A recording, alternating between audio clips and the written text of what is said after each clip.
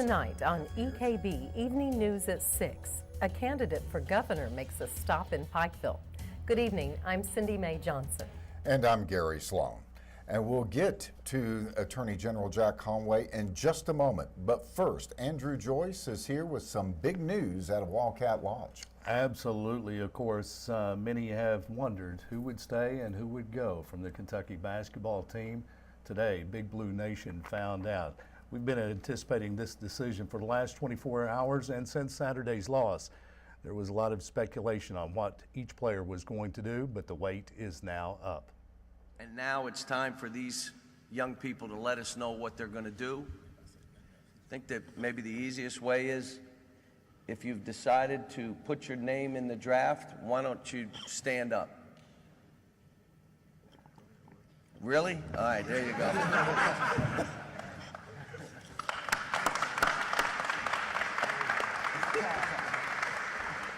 And with that, the speculation ends. 7 Kentucky players, Dakari Johnson, Devin Booker, Aaron and Andrew Harrison, Trey Lyles, Karl Anthony Towns, and Willie Cauley-Stein, all announcing their intent to jump to the NBA. And that was the most that we thought would happen. Right. Indeed. So, is it the worst? We could see Alex Poitras maybe later make another decision, but we'll have more details coming up later. All right, thanks. Okay. Well, Kentucky Attorney General Jack Conway, who is now seeking the Democratic nomination for governor, came to Pikeville today, where he is holding a campaign fundraiser this evening. Earlier in the day, he came by our studio, and we had a chance to ask him about his plans for Eastern Kentucky if elected. It's the job of the governor to market our state, and I'm going to try to market the coal industry. I know people are hurting. I mean, I've been traveling around Eastern Kentucky quite a bit lately, and I know people are hurting, and that the coal industry here is the worst it's been in anyone's memory. I was just up the road up 23 earlier today on the Big Sandy River looking at coal being loaded and unloaded along the river, and the stockpiles are at about 1/10 of what they were a few years ago. So, and I know people are hurting. And I'm the only Democratic Attorney General in the country to actually sue the EPA over these new onerous coal regulations. I mean, I've done that. I did that not because of political party. I did it because it was the right thing to do for Kentucky. A Conway Overley administration will be about putting people first and putting people over politics. And I've sued over those coal regulations because I think the way they went about promulgating them were improper. And it has a disproportionate effect on Kentucky. If elected governor, Conway said he would also continue the state's support for the SOAR initiative. Earlier this week, we told you about UPike's plans to explore growing industrial hemp. Today, the school held a press conference to publicly announce those plans and the creation of the Institute for Regenerative Design and Innovation, which will oversee the research. EKB News reporter Shelby Steele attended today's event and brings us this report. The University of Pikeville has officially broke ground in growing industrial hemp. A press conference was held today at UPike to make the big announcement. This institute offers an opportunity for the community to innovate and create new businesses from within that actually come from the community and support the community. This region has some of the most resilient and innovative workers in the American workforce, and this region has a long history of providing a lot to our nation. So I think that it's in the country's best interest that we all invest a little bit into this region. Jared Arnett, who is the executive director of SOAR, says this is something that Kentucky needs and is a step in the right direction to help Kentucky grow and succeed. There's a federal partnership, an agency called the Appalachian Regional Commission. It's been around 50 years, and it serves the Appalachian part of the United States, which is portions of 13 different states, and they break their research down by county. And when you look at that map of the 13 states, Kentucky has as many red or distressed counties, which is the lowest level of economic indicators, as the other 12 combined. So what we're talking about is a regional strategy to address that. Tom Hess, UPike's Dean of the College of Arts and Sciences, says this is an excellent opportunity for UPike, and he is excited to see the school expand because of this. Through that, we'd have a set of projects and courses, and probably my goal is to have at least a dozen courses involved in this. Right now, this spring, we actually have 5 courses that have been working with Eric Mathis, our visiting lecturer in applied sustainability, on different projects. For EKB Evening News at 6, I'm Shelby Steele. A search warrant led police to thousands of dollars worth of drugs and cash Monday in Floyd County. The Floyd County Sheriff's Office, Kentucky Attorney General's Office, and the Drug Enforcement Administration conducted the search in a residence at 620 Toller Creek Road in Harold. Inside the home, officers found 360 prescription pills with a combined street value of $4,300. In addition, police seized weapons and over $7,600 in cash. Arrested at the scene were 43-year-old Karen Clifton of Harold and 33-year-old James J. Adams of Prestonsburg. Both were taken to the Floyd County Detention Center and arrested for 2 counts of first-degree trafficking and 2 counts of third-degree trafficking. In a statement, Sheriff John Hunt said the investigation is continuing. More arrests are possible. A 3-car accident on Hambly Boulevard in Pikeville today sent 2 people to the hospital for injuries. The wreck briefly closed the street while rescue personnel assisted those involved and cleared the roadway. Pikeville Director of Public Safety Paul Maynard said authorities became aware of the accident when an officer came across it just after it happened. Basically, one of our captains ran up onto a collision here on Hambly Boulevard near CarQuest. Once he got out of the vehicle, he was able to determine that 3 vehicles were involved and that we did have injuries. Pikeville Fire and EMS responded along with several other officers, and as at this time we have transported one to Pikeville Medical Center ER. Now, after the interview, a second person was also taken to the hospital for treatment of injuries sustained in the wreck. Coming up, a new film will debut in Floyd County tomorrow night. And Pikeville officials are gearing up for next week's launch of the White Lightning zip line. We'll tell you all about it coming up in 2 minutes.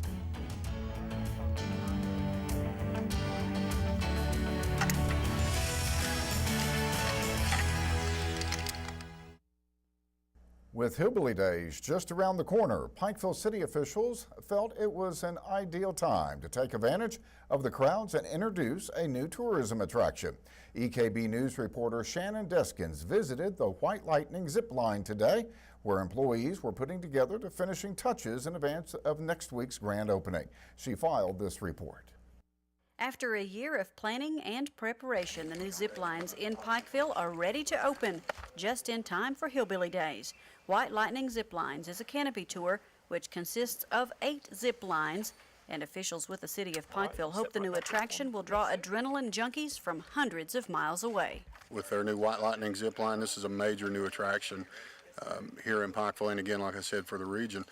Not only does it give our residents a new attraction and take them visit, but it also brings people from outside of the region. So whether it be people from Lexington or Louisville or Cincinnati or Kingsport, those people now are going to come here not only for the zip line but also for our river trails, for Dream Stables, our equine trail, that they will come here now to visit these attractions. So instead of us having to travel all across the state, now we can enjoy those things right here at home and have people come from across the state come to Pikeville. The White Lightning Zip Line office will be located at Bob Amos Park, adjacent to the walking track. Customers will be shuttled to the top of the hill, where 8 separate zip lines will bring them back down at speeds that Cochran says will satisfy most thrill seekers. For the adrenaline junkies, we've got what you want. The first line is a line to get your feet wet, and then the next line you're going about 700 feet, and then the one after that's 1,000 feet, and it just keeps getting better. We've got hanging platforms suspended from the trees. We've got rope bridge that you cross. You're walking on some trails, so this is great. You can, it's the best of being in the mountains, 2 miles from downtown. White Lightning Zip Lines will welcome its first customers on Thursday, April 16th. For EKB Evening News at 6, I'm Shannon Deskins. Tomorrow night, filmmaker Michael Crisp will debut his new documentary at Jenny Wiley State Resort Park. Crisp is the creator of The Very Worst Thing, a documentary which told the story of the infamous 1958 Floyd County school bus disaster. Now Crisp will unveil a second film centered on the tragedy. A Life of Its Own is actually a movie about the first movie, dealing with the filmmaker's continuing investigations and the impact The Very Worst Thing had on Floyd County. The first film was updated in the past as new materials became available. Crisp said he has recently come into possession of so much new footage and other materials, along with new interviews, that a second film became necessary. We got to a point of having so many challenges with regard to putting all of that in the re-released versions of The Very Worst Thing to where we needed to just basically create a second film to show everything that has come in after the release of the first movie. So it was a really amazing experience seeing all of this new footage and new interviews and new materials come in after the story had already been told. Prior to tomorrow night's premiere, Crisp will perform a set of acoustic songs he has written that were inspired by Floyd County history. The event begins at 7 p.m. The annual Cedar Coal Fair is currently underway, with students from around the region submitting a variety of projects, all centered on the coal industry. EKB News reporter Courtney Lovren attended the event at the University of Pikeville Gymnasium and brings us this report.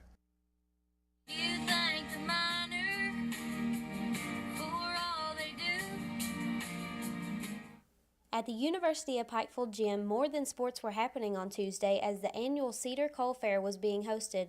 Students from around the Eastern Kentucky region put together projects commemorating the main industry that keeps the area afloat. We have a wonderful coal fair this year, just a wide variety of different topics. We have everything from science, math, English literature, art, music, technology, multimedia, and social studies. So we have a wide variety of projects.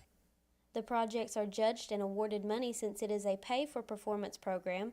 Hamilton has been over the Cedar Coal Fair for 21 years and has noticed how the fair has changed over time. I think one of the biggest ways that it's changed is the way technology has changed in recent years.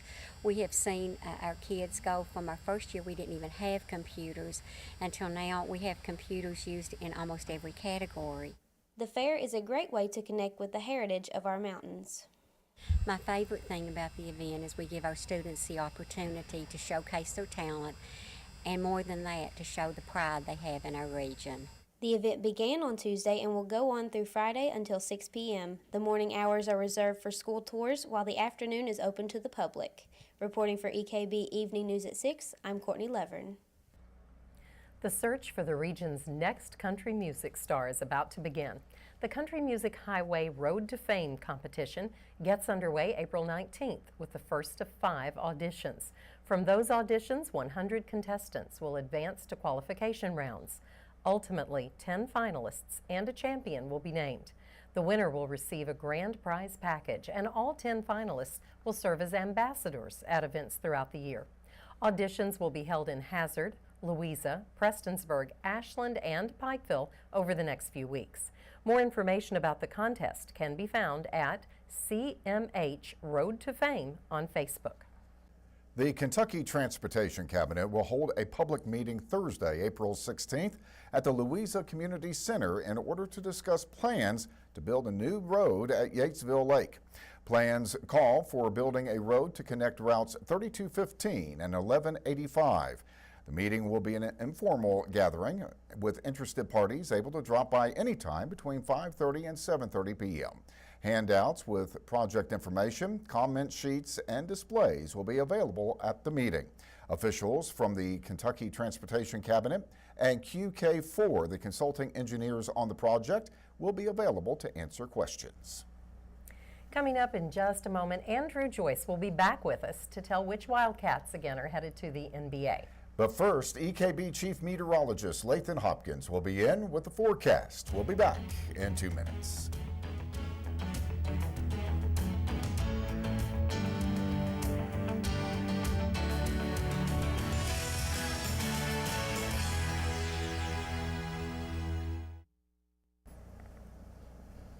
I gotta say, guys, felt like a summer day to me today. It really did. Early April, but it felt a little more like June out there this afternoon. Temperatures well into the 80s and just enough humidity that you noticed it. Now, the Doppler radar, the storms are still behaving themselves. Actually, just a couple of light to moderate rain showers moving across parts of eastern Kentucky, especially up toward Morgan County near West Liberty.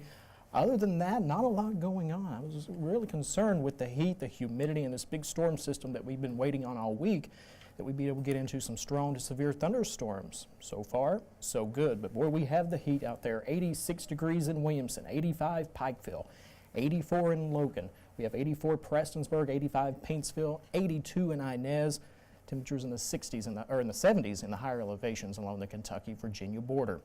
There you see the satellite and radar composite. Look at the severe thunderstorm watch box that was posted a little bit earlier this afternoon. But notice that the storms, the strong to severe thunderstorms, have been to the north or to the west. Definitely good news. We'll take that. Absolutely.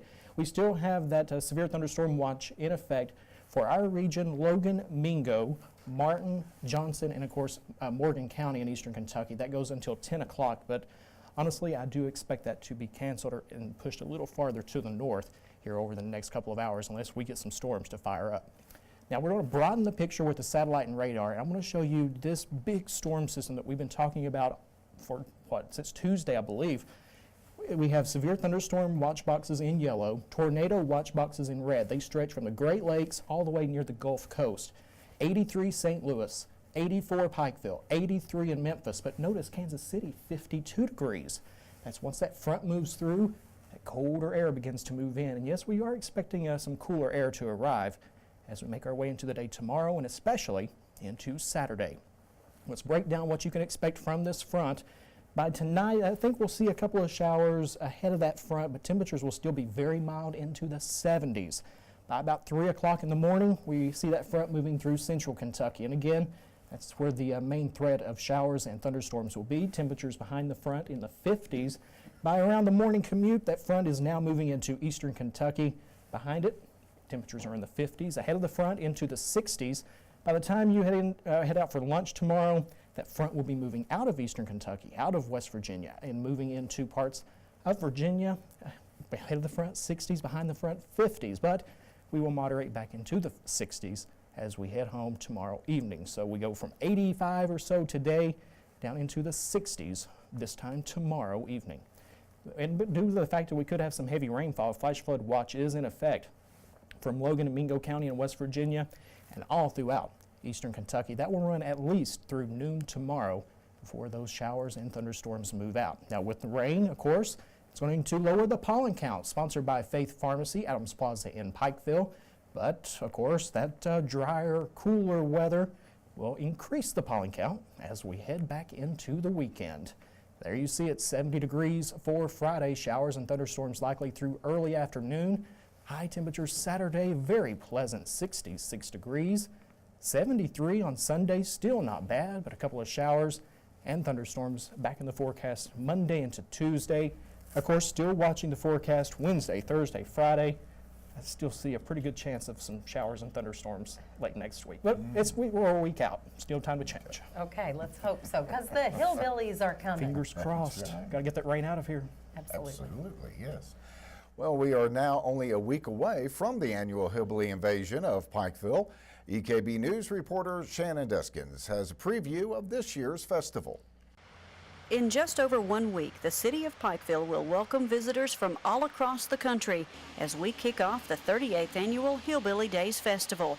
Officials with the Southeast Kentucky Chamber of Commerce tell us there are already nearly 300 vendors signed up, and they expect that number to climb even higher for a festival that is one of the largest in Kentucky. You know, there's a lot of other large festivals in Kentucky, but we know we're right up there in the top 5, and I'm sure there's some fluctuation. We don't get a numbers count every single year, but we always anticipate well over 100,000 people coming through downtown Pikeville over the course of 3 days, which is a lot considering the normal population of Pikeville is just around 7,000. So it's a huge undertaking for the city and for the county, but it's well worth the efforts. People attend Hillbilly Days for lots of reasons, whether it's for the food, the crafts, or the festival atmosphere in general. But the event itself is a fundraiser to benefit the Shriners Children's Hospital in Lexington, Kentucky. And Colley said the festival's growth over the past several years has raised an impressive amount of money for the hospital. We have written a check to the Shriners Club, the Hillbilly Clan, for $83,000 in 2 consecutive years. So it's approaching a lot of funds that have been raised for the Shriners Clubs as well as the Children's Hospital. Since the first Hillbilly Days Festival in 1977, more than $2 million has been raised, and many of the children treated at the Lexington Hospital are from our region. Currently, there are 401 active patients from Pike County alone. For EKB Evening News at 6, I'm Shannon Deskins. Oh, Hillbilly Days. It's an exciting time. I can almost smell the funnel cake now. Oh, yeah, me too. We'll be back with sports in 2 minutes.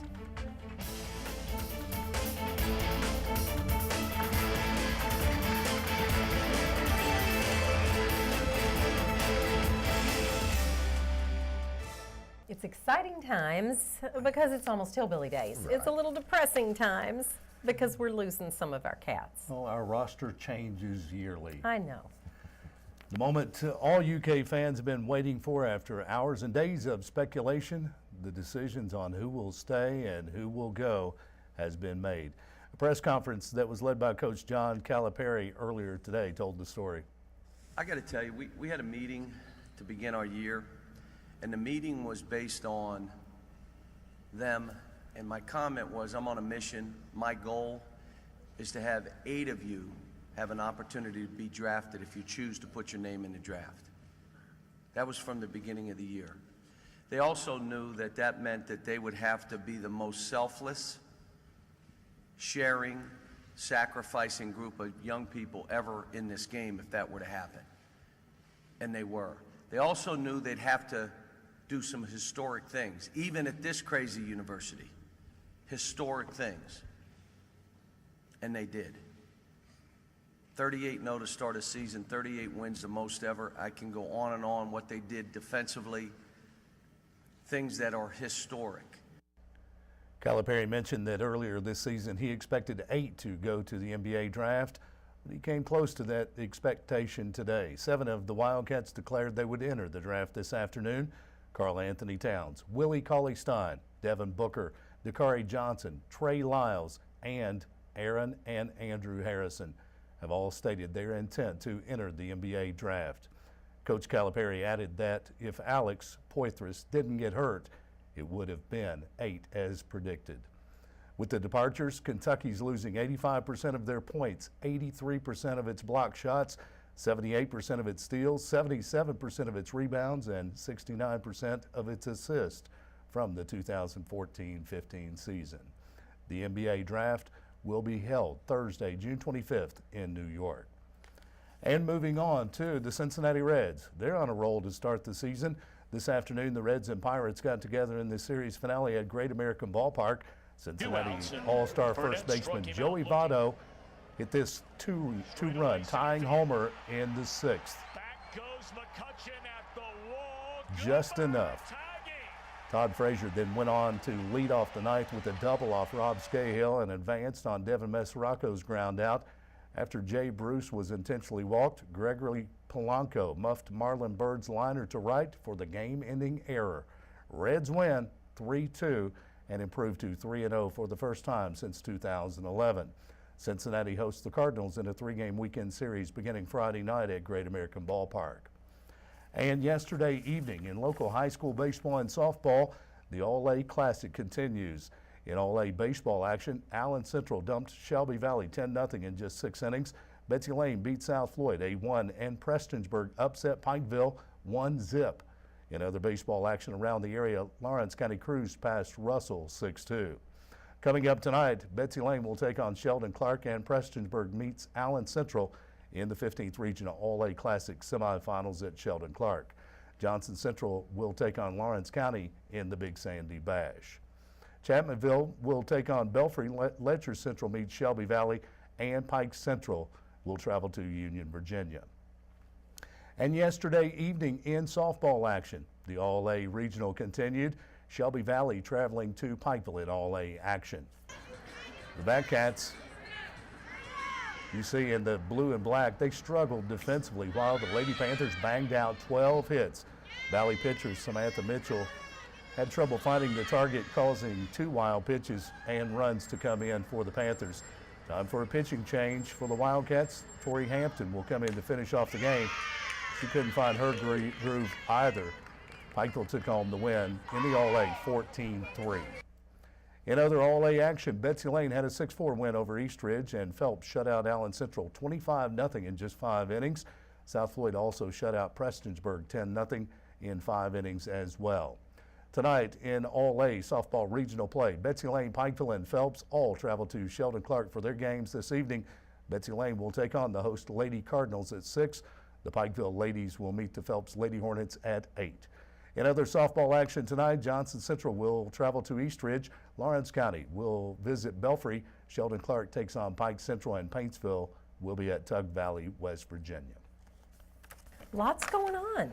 A lot going on, Reds baseball and UK news, even though the season's over. As expected, those NBA draft announcements. Kind of a sad day. And it may not be over.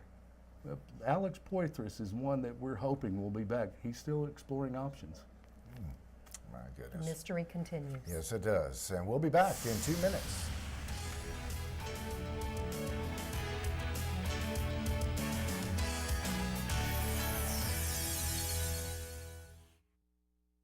Well, Lathan, another look at the weather? Talked about it during the main weathercast. That severe thunderstorm watch now canceled for our region, so definitely good news. Temperatures tonight only dropping into the mid-60s and near 70 for tomorrow. Showers and thunderstorms likely through tomorrow afternoon. Some of those may produce some locally heavy rainfall. Okay. And we said there's a lot going on in sports, so much so, Sports Guys got to talk about it. Absolutely. Tonight, a rebroadcast of the Sports Guys at 7 here on EKB TV. Don't want to miss that. Well, that will do it for this evening's EKB Evening News. Remember, you can get more local news anytime by tuning to the stations of East Kentucky Broadcasting. And of course, you can follow EKB News and EKB TV on Facebook and Twitter. Good night. Thanks so much for watching.